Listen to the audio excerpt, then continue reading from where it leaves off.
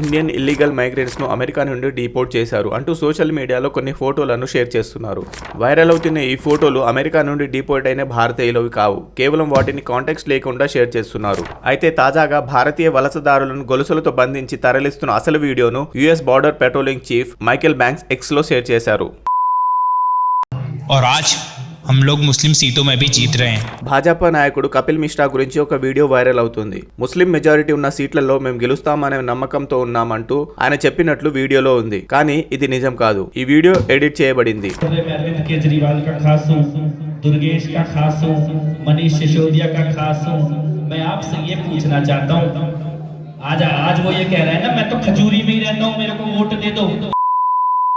మహాకుంభమేళాలో Bollywood star Shah Rukh Khan, WWE star Roman Reigns, Ronda Rousey కలిసి selfie తీసుకున్నారని కొన్ని ఫోటోలు వైరల్ అవుతున్నాయి. కానీ ఇవన్నీ నిజమైనవి కావు. ఈ ఫోటోలు ఏఐ ద్వారా జనరేట్ చేయబడినవి.